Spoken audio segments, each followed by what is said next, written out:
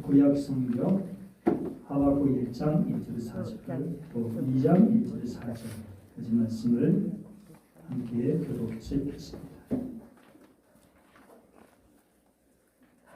구약 성경 하박국 1장 말씀입니다. 선자 하박국의 묵시로 받은 경고라. 내가 부르시더도 주께서 듣지 아니하시니 어느 때까지니까 내가 서로 말하노라 계속 주께서 구원하지 아니하시나이까. 어찌하여 내게 죄악을 보게 하시며 해역을 눌러 붙게 하시나이까. 검탈과 강토가 내 앞에 있고 변론과 분쟁이 일어나나이다. 이러므로 율법이 예하고 정의가 전혀 실제되지 못하오니 이는 아기의 의를 여사서 정의가 그에게 하였느니라. 하박국 2장 1절 4절까지 말씀입니다. 내가 내 파손 곳에 서며 손의 소리다. 그가 내게 무엇이라 말씀하시는지 기다리고 바라보며 나의 질문에 대하여 어떻게 대답하시는지 보리라 하였더니 여호와께서 내게 대답하여 이르시되 너는 이 묵시를 기록하여 안에 명백히 지새에 알려가면서 읽을 수 있게 하라. 이 묵시는 정한 때가 있나니 그 종말이 속히 이르겠고 결코 거짓되지 아니하리라. 비록 거들지라도 기다리라. 지체되지 않고 반드시 응하리라. 보라 그의 마음 교만하며 그 속에서 정직하지 못하나 의인은 그의 믿음으로 말미암아 살리라. 철학자장 폴 사르트는 인생은 B와 D 사이의 C다라고 말했습니다. 다시 말해서 태어남과 죽음 사이에 선택을 하며 살아가는 것이 인생이라는 것이죠. 그런데 어떤 것을 선택하고 또 선택의 방향을 바꾸는 것 쉬운 일이 아니죠. 하버드 로스쿨 교수였고 2017년 노벨 경제학상을 받은 리차드 틸러가 쓴 넛지라고 하는 책이 있습니다. 넛지라는 것은 원래 옆구리를 슬쩍 찌른다라고 하는 그런 뜻인데요. 일종의 자유주의적인 개입 혹은 간섭을 말하고 있습니다. 사람들을 바람직한 방향으로 이제 부드럽게 유도하되 선택의 자유는 개인에게 열려 있는 것이죠. 새로운 선택과 결정의 방향을 제시하는 행동 경제학의 유머 많은 연구에 따르면 사람들은 선택과 결정을 별로 하고 싶지 않는다는 거예요. 대부분의 사람들이 과거 그대로 현상을 유지하거나 자동으로 선택되는 그런 시스템을 선호한다는 거예요. 이것을 전문용어로 디폴트 옵션이라고 하는데요. 지정하지 않았을 때 자동적으로 선택되는 그런 선택권을 말하는 것이죠. 기본값 정해진 것을 그대로 유지한다는 그런 뜻인데, 다시 말하면 그러니까 변화 없이 늘 살아온 그 모양으로 그 모양 그꼴로 계속해서 살아가는 것입니다. 이것은 새로워진다는 것. 익숙한 데서 벗어나서 이전과 다른 방향으로 선택하고 결정한다는 것이 결코 쉽지 않다는 것을 반증해 주는 거죠. 그런데 우리는 발전하기 위해서 더 앞으로 나가기 위해서는 더 깊은 차원, 신앙 차원으로 들어가기 위해서는 그런 익숙함을 깨뜨릴 필요가 있죠. 그런데 그 익숙함을 깨뜨릴 수 있는 것 중에 하나가 뭐냐? 질문이라고 하는 것이죠. 질문을 통해서 우리는 답을 찾는 것뿐 아니라 본질에 대한 깊은 성찰과 또 다른 질문으로 향해 나가는 것이죠. 2020년 별세한 유대 랍비 조나단 삭스가 있는데요. 이분은 이런 말을 했어요. 유대주의란 저항의 종교다.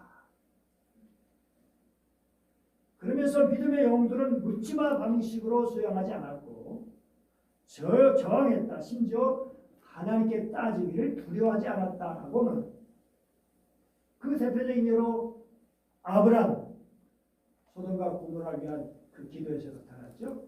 또 모세, 또 에레미야, 그리고 오늘의 하박국 선자를 들 수가 있는 것이죠.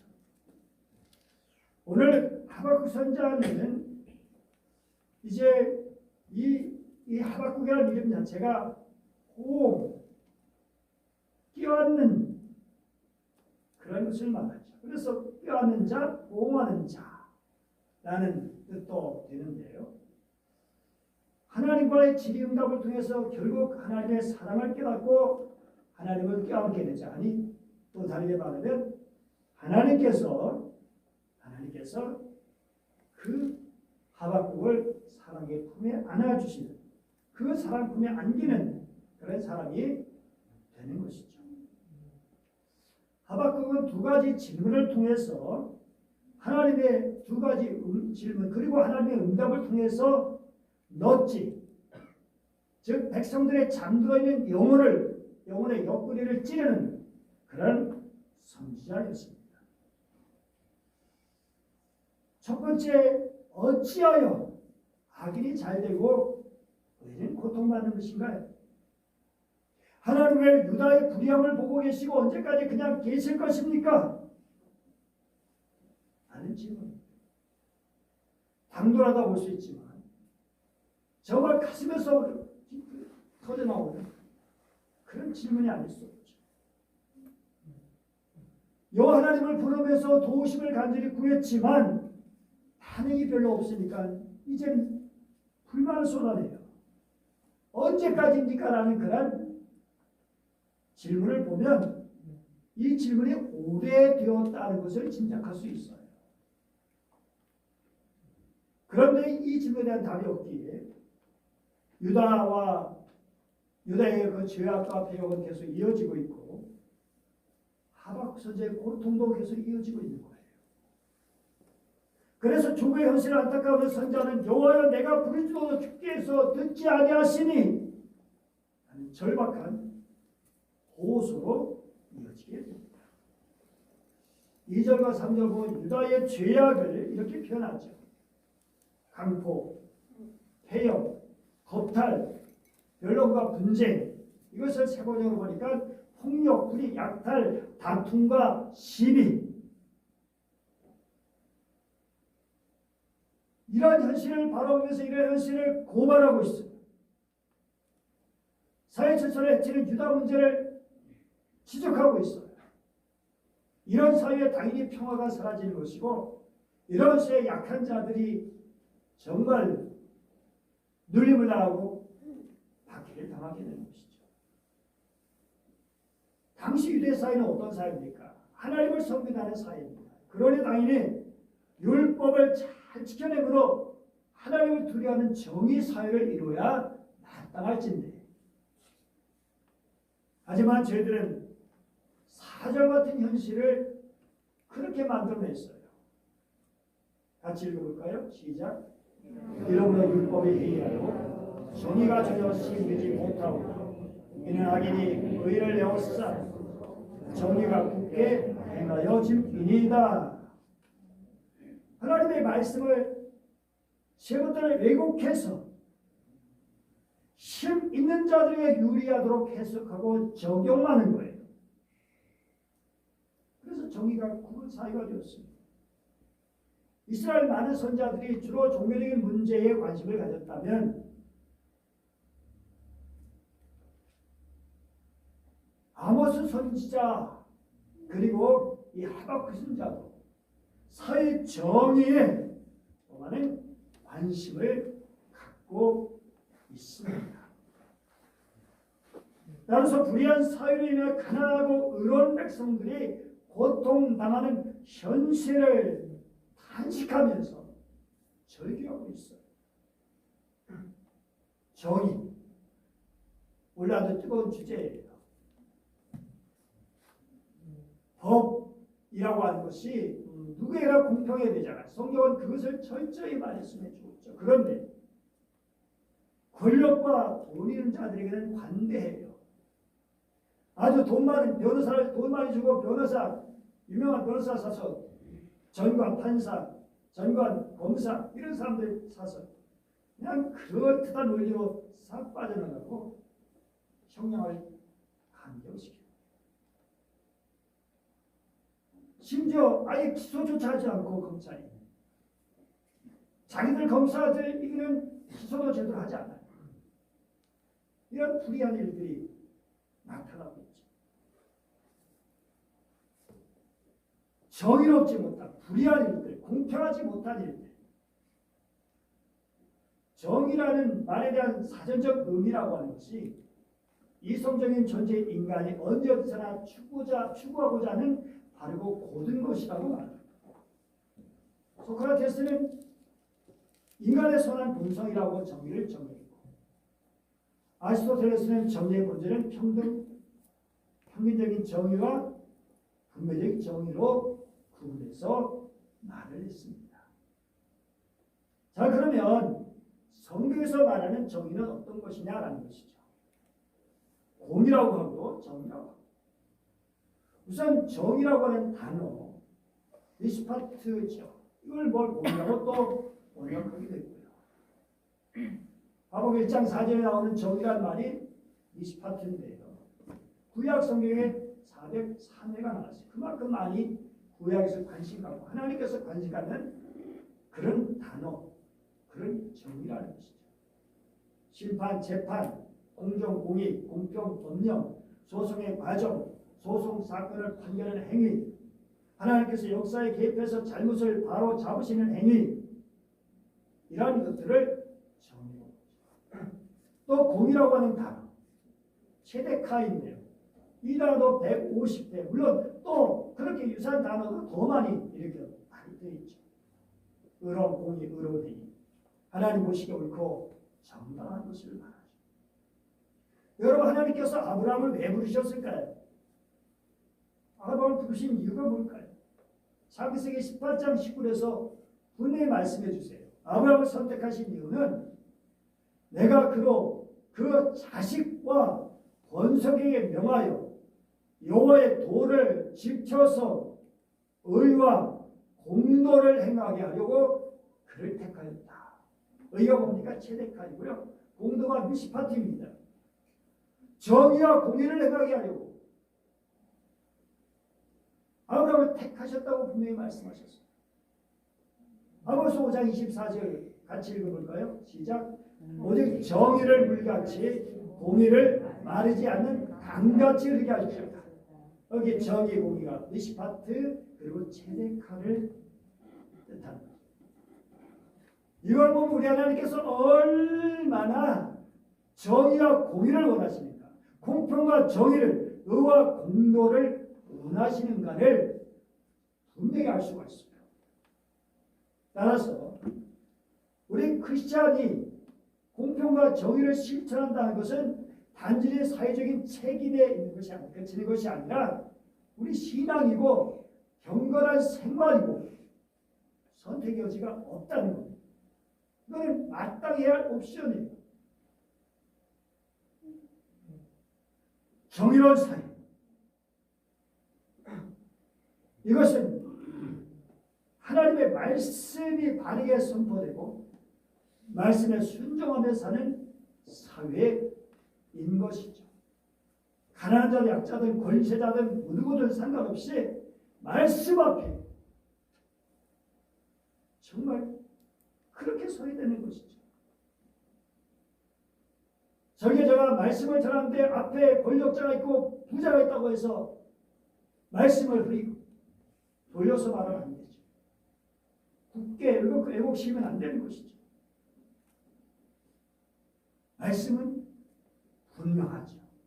그것은 인간의 말이 아니라 하나님의 말씀이기 때문에 그렇죠. 정말 불합리하고 부정한 세계가 된다는 것은 결국 하나님의 말씀을 떠났기 때문에, 그래서 타락한 삶을 살아가기 때문이라는 거죠. 여러분, 성경에 통해서 알 수 있는 것은 정의라고 뭐냐? 하나님의 말씀을 보여주는 거울이라고 하는 거예요. 따라해 보시죠. 정의는 하나님의 말씀을 보여주는 거울이다. 그렇죠. 거울을 통해서 우리 얼굴을 보죠. 거울을 통해서, 정의라는 거울을 통해서 우리가 볼 수 있는 세상은 하나님께서 다스려 주심으로 이루어지는 세상이죠. 하나님께서 통치하는 세상. 그래서 평등하고 인간의 존엄성이 회복되고 도덕이 아니라 은혜 나눔으로 분배되는 세상. 오늘 행복이란 찬양이 얼마나 귀합니까? 그것이 이루어지고, 그래서 정말 모두가 행복을 누리는 그런 세상. 강한 자와 약한 자가 더불어 살아가는 세상. 전쟁과 폭력에 사라지는 평화의 세상.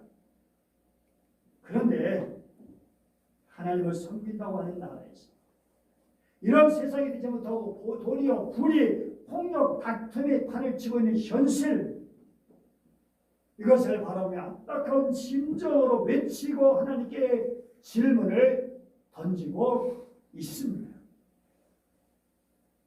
아버지 생각할 때 불의가 판치는 그런 세상. 그렇다면 누구보다도 정의롭게 정의로 심판하시는 하나님께서 죄를 벌하시고 악한 자를 징벌하시고 그래야 마땅할 텐데, 하나님은 이상하게도 침묵하고 계신 것처럼 보였다는 거죠. 그래서 하박국 선지자는 이 항변하면서 이렇게 질문하는데, 기어를 1절에 4절 나오는 거예요. 살려달라고 부르지도 듣지 않으시고 폭력이다 하고 외쳐도 구해주지 않으시니 주님 언제까지 그러실 겁니까? 공의로우신 하나님께서 어찌하여 죄악에 관영한 유다를 징계하지 않으십니까?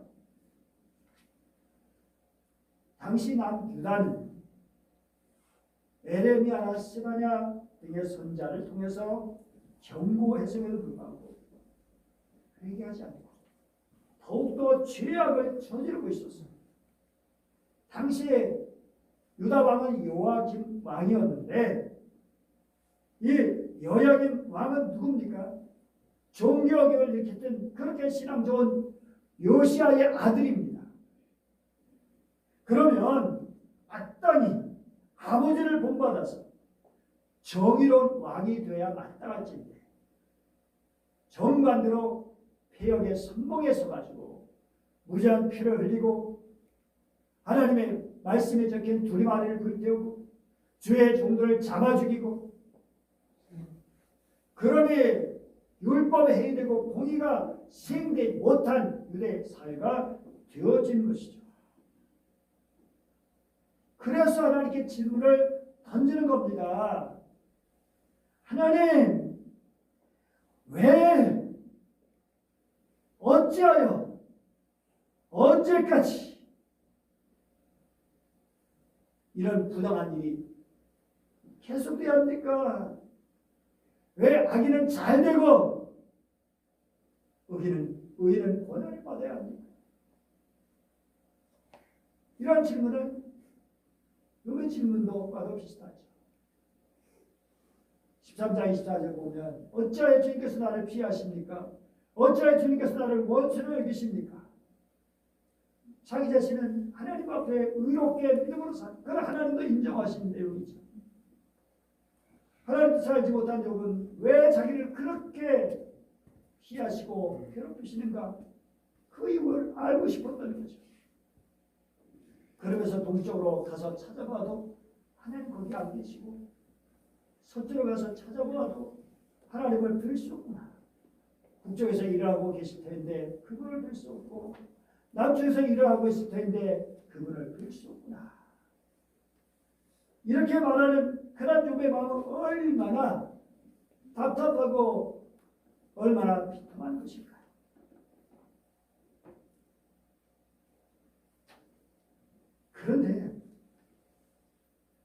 정말 하나님의 침묵, 하나님의 침묵.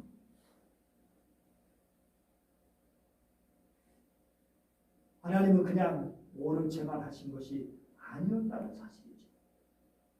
하나님께서는 욥이나 하박 선자들이 질문을 하기 시작했을 때, 즉 하나님의 정의를 요청하고 하나님께서 현재 삶에 개입하기를 간절히 원했을 때 이미 답을 주신 것을 결국 깨닫게 되는 것이죠. 욥은 그 고난을 통해서 그 훨씬 더 깊어지는 영성을 보여주고 있습니다. 깊은 신앙 고백의 중간중간 그렇게 나오는 걸 볼 수 있어요. 하나님의 뜻을 알지 못했지만 그러나 질문을 통해서 우리는 왜 우리를 지켜만 보고 계시는지를 물어보고 그에 대한 답을 찾아가게 하시는 거예요. 그러니까 하나님 그냥 우리 익숙한 믿음으로 그냥 익숙한 신앙생활 하기를 원하지 않으시는 거죠. 자꾸 질문을 통해서 의혹하기를 통해서 더 깊은 하나님의 진리를 깨닫게 되기를 원하시는 거죠. 하나님께서 유다의 불의를 모르시는 분이십니까? 저렇게 해결을 할 수 있는 힘과 지혜가 없으신 분입니까? 결코 아니죠. 욥이나 하박 선자가 이런 하나님을 부인하지 않았죠. 이런 하나님을 믿었기 때문에 그래서 하나님께 질문을 던지고 있는 것이죠. 그리고 마침내 그 문제는 참된 그런 답을 얻게 되는 것이죠. 유다의 정의를 기대하는 선자의 기대하는 전혀 다른 모습으로 하나님은 응답하셨어요. 하나님 결코 불의를 방관하시는 분이 아니라 오늘의 그분의 놀라운 계획이 있으신데요. 하나님께서 이렇게 응답하셨어요. 1장 6절 읽어볼까요? 시작. 이제 내가 갈대아 사람을 일으키겠다. 그들은 사납고 성급한 민족이어서 천하를 주름잡고 돌아다니며 남들이 사는 것을 제 것처럼 차지할 것이다. 갈대아, 바벨론이야. 바벨론을 말하죠. 바벨론이 강성해지기 시작한 것은 주전 625년에서 605년 나부골라살이 통치하고 있던 때입니다. 이때 남유다의 요시야 왕이 제위하던 때입니다. 그리고 이때는 아수르가 아직까지 강성하던 때이기도 했어요. 그런데 결국 아수르가 함락됩니다.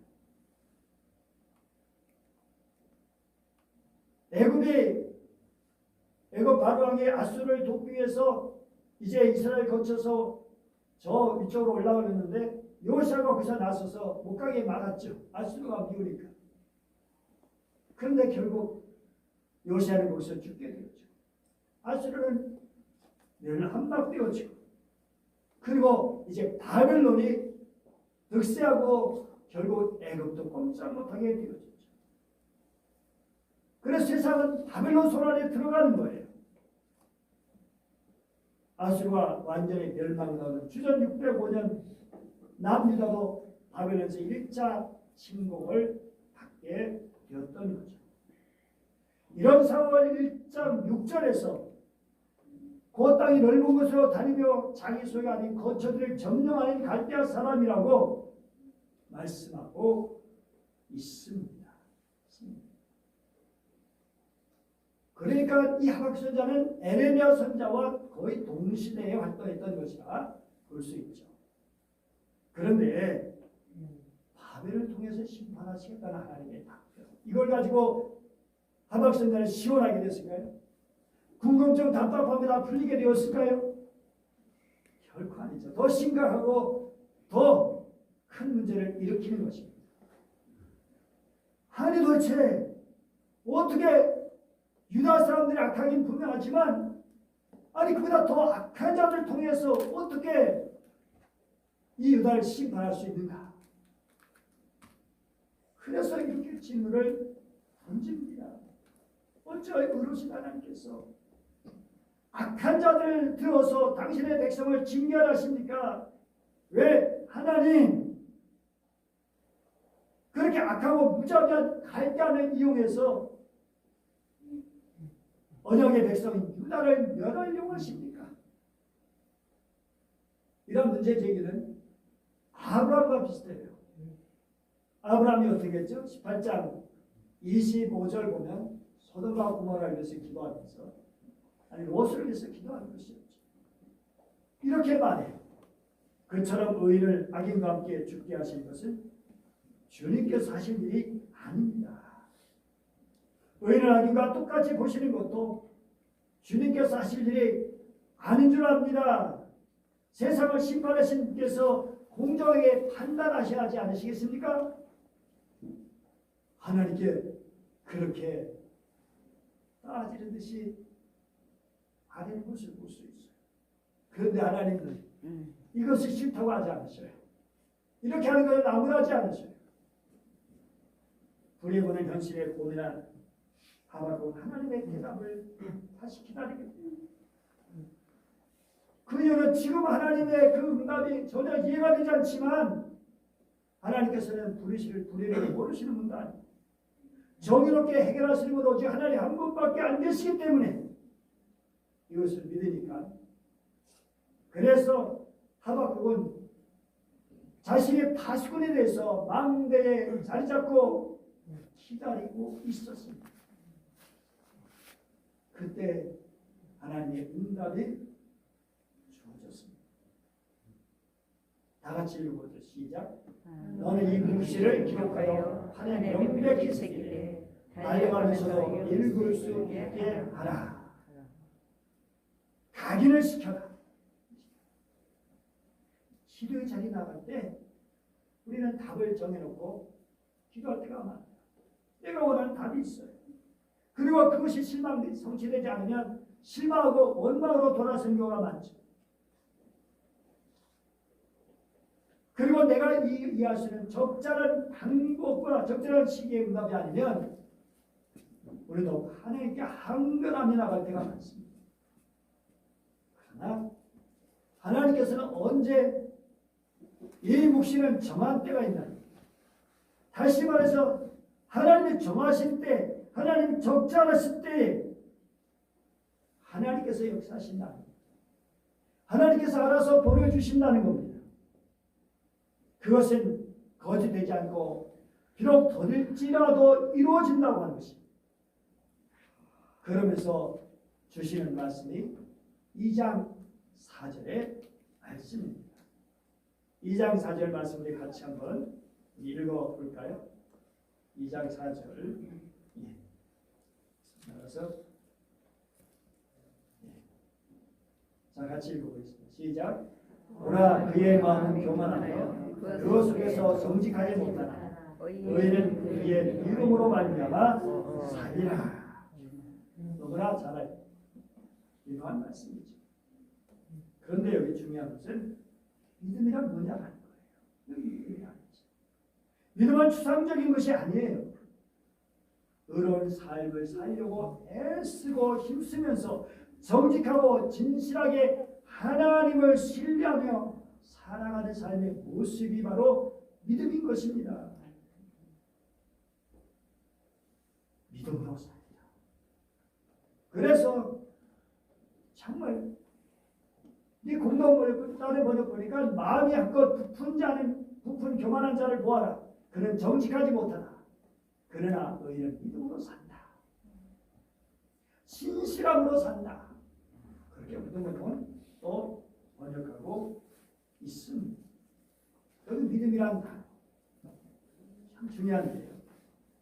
먼저 우리는 어떤 모습인가 생각합니다. 하나님께서는 답을 주시면서 그러면 너희는 어떠냐? 너는 어떠냐? 하박국 선지자 스스로도 생각할 수 있게 답을 주셨다는 사실입니다. 여러분은 어떻습니까? 우리는 교만하지 않습니까?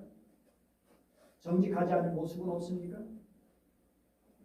하나님께서는 진실하고 정직한 태도를 가지고 나오기를 원하시는데 말이죠.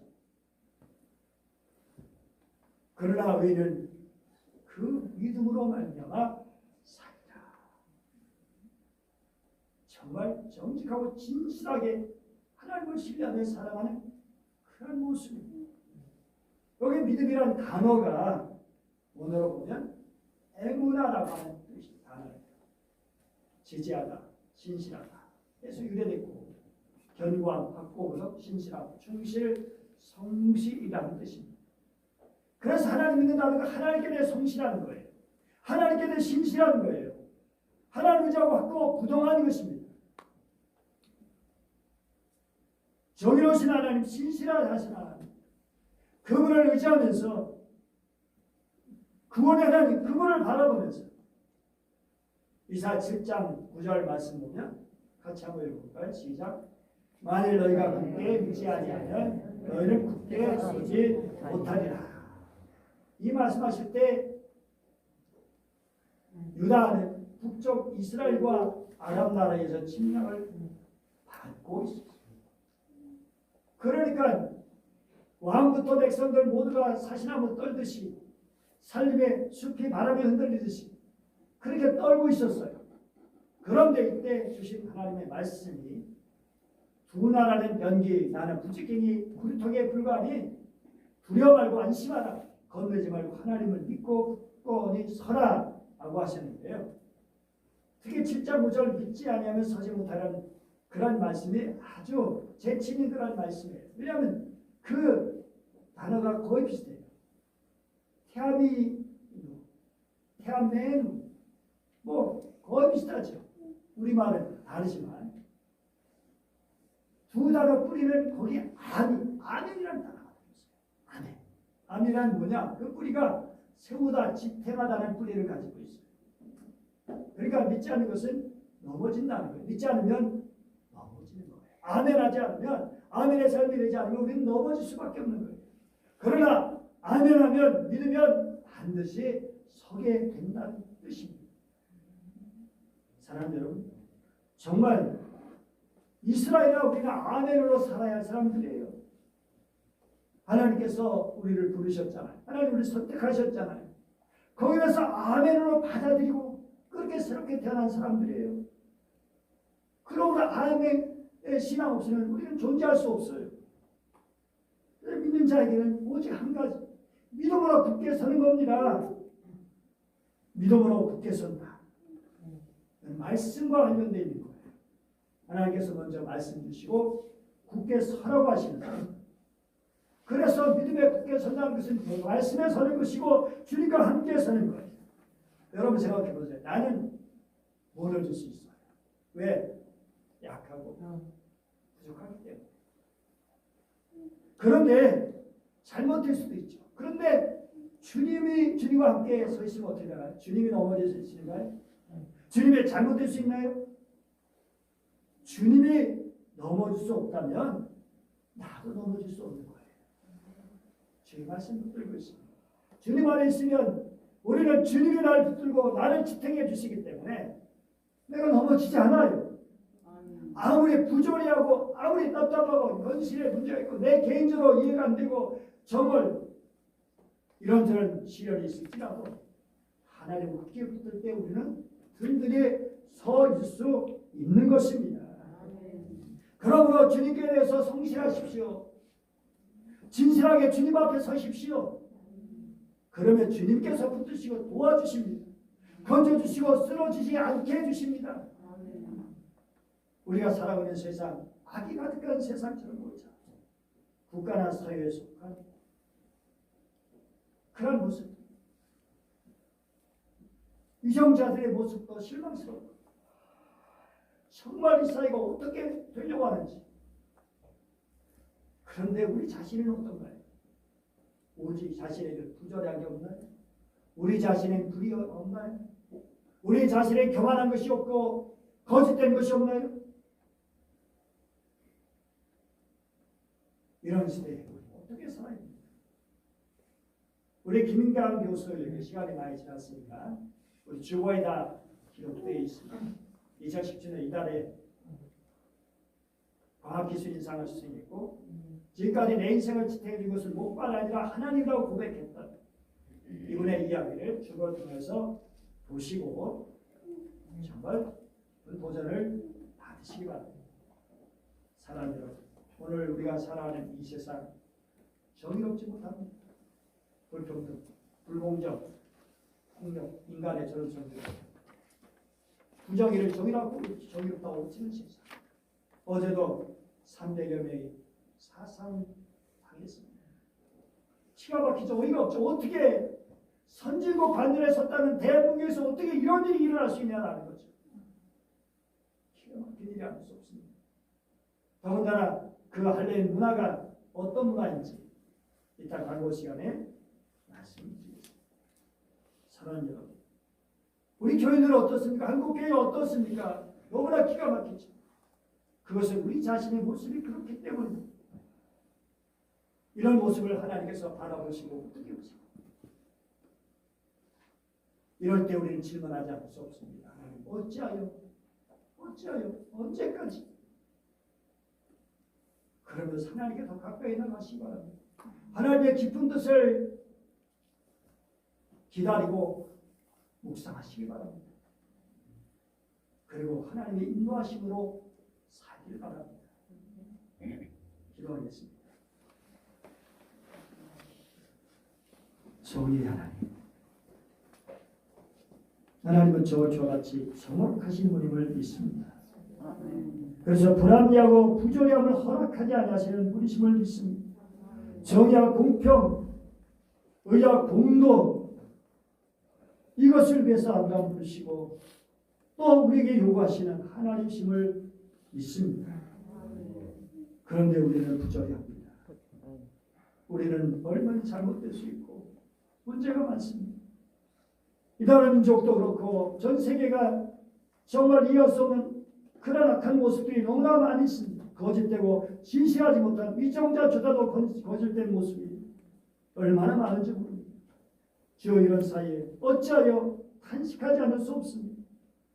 그러나 오늘 주시는 말씀, 보라 저들 교만하고 정직하지 못하지만 그러나 의인은 믿음으로 말미암아 살리라. 주여 우리에게 끝까지 하나님의 성실하게 하여 주옵소서. 진실한 모습으로 믿음으로 살게 하여 주시옵소서. 거짓되지 않게 붙들어 주시옵소서. 교만하지 않게 하여 주옵소서. 하나님의 정의가 우리 속에 이루어지게 하여 주시옵소서. 날마다 말씀 붙들고 주 안에 서게 하여 주시옵소서. 간절히 원하며 귀하신 주 예수님의 이름으로 기도드립니다.